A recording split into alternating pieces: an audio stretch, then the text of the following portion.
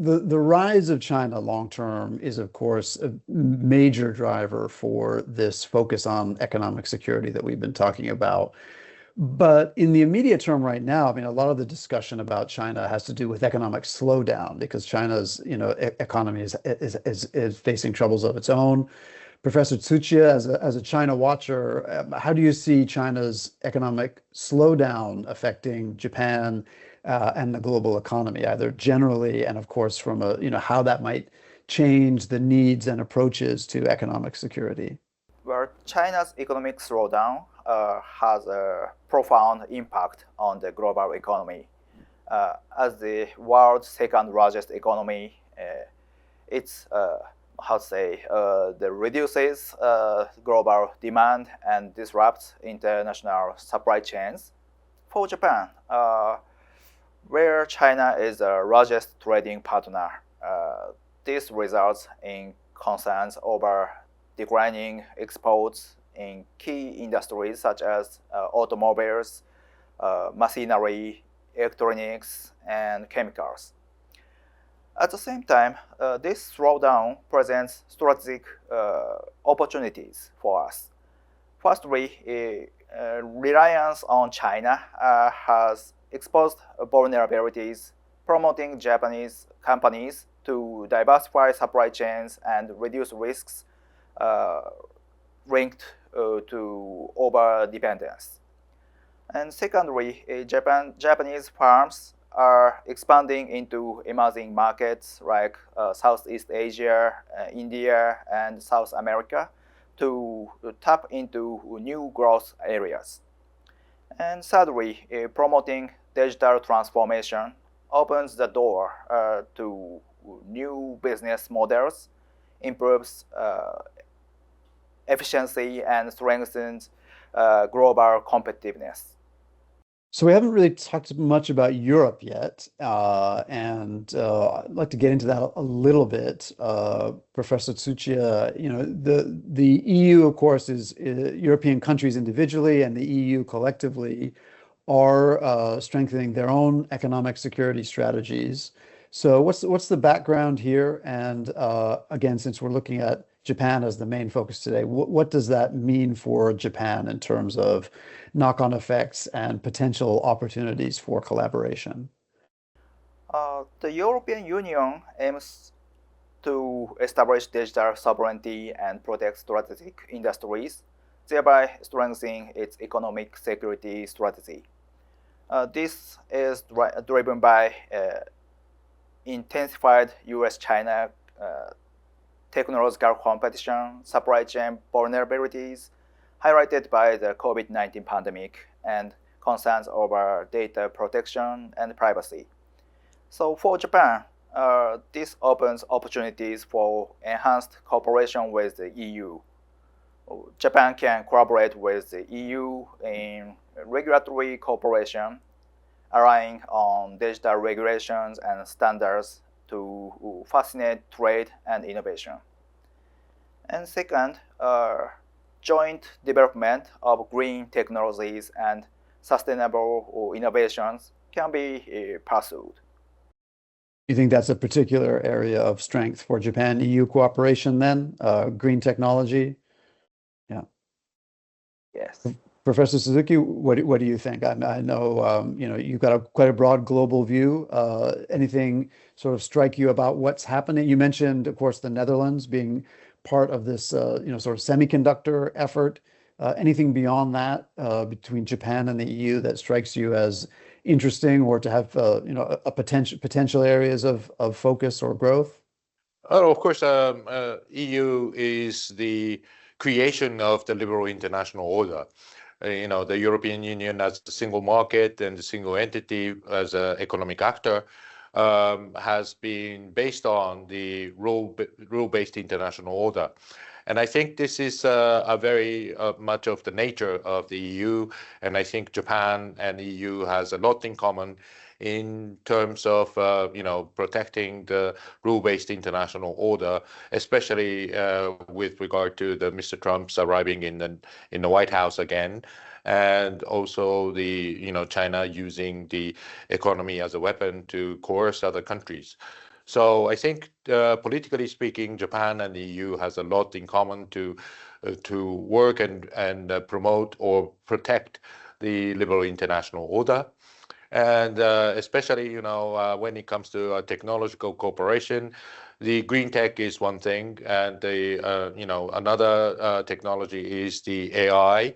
The European Union as well as UK has conducted some sort of an AI safety summit and AI safety meetings so that how to protect the civil society from the manipulation of the information, etc., is going to be another big subject in for the next generation. And I think Japan and the EU can work together on that subject.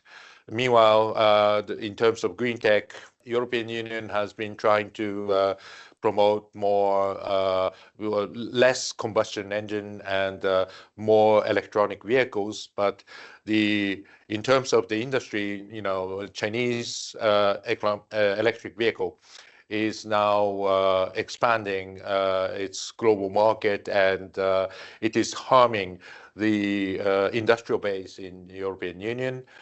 So I think that will be something that Japan and European Union can work together in order to prevent the overcapacity of the Chinese industry and to make sure that, we'll be able to have a stable and regulated market in this green industry domain.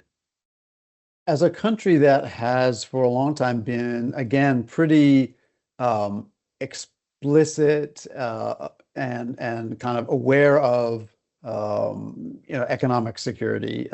Japan has been perhaps in some areas a first mover. Are there areas, Professor Suzuki, where you think Japan's economic security policies, either recent or past ones, can serve as examples or affect what the EU and maybe even the US might do? Or is it a question more of triangulating between them after they move? Well, I think, each country has a different conditions and circumstances. Japan probably has a reason to be the first mover on the economic security because of its closeness between the government and the industry. I think it is much easier to foment or to build up the sort of the common strategy between the public and private sectors and to achieve the national goal of economic security. Whereas in European Union is a collection of the 27 member states, and 27 member states has their authority to their own national industry. So I think there's a sort of a different layers of the economic security policy set by the European Union and the national level regulations. So that would add additional difficulties for the European Union to establish the relationship between the government, particularly at the EU level, and the domestic industry. I think United States, on the other hand, has a very different take on the economic security because of its importance of the technological superiority in the global market, especially against China.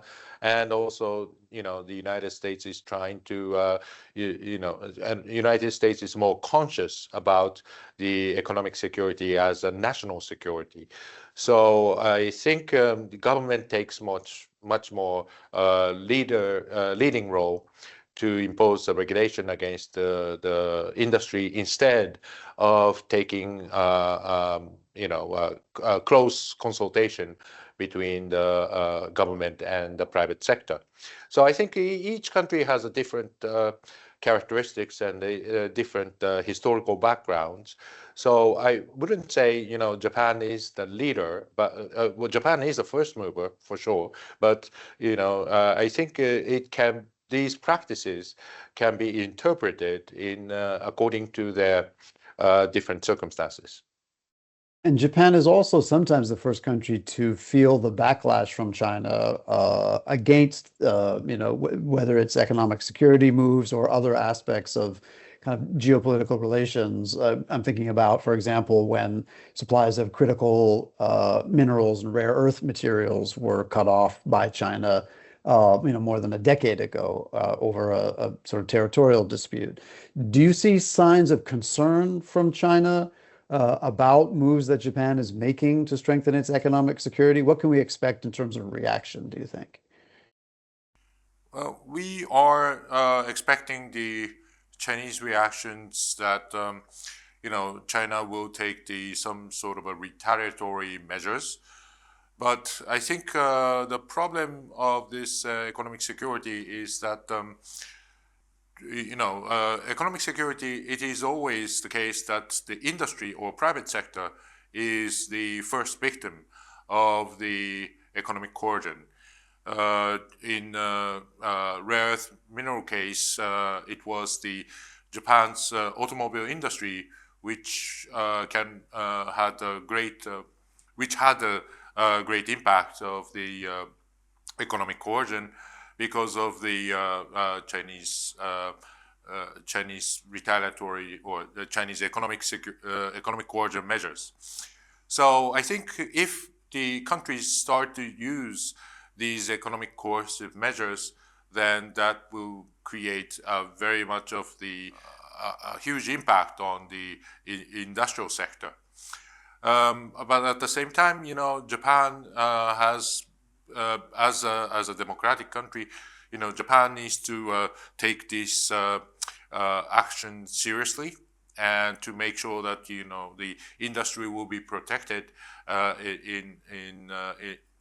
as much as possible from the economic coercion from outside. That's why Japan became as a first mover of the economic security. Meanwhile, the United States has a different idea on the economic security, whereas the issue of the economic security is more closer to the national security, so that the United States will take economic coercive measures as a security threat and to use more retaliatory measures such as export control or tariff. And that will be very escalatory actions. So each country has a different responses to economic coercion, and China will take some sort of measures against the economic in the context of the economic security, and as a result, it will have different reactions from different countries.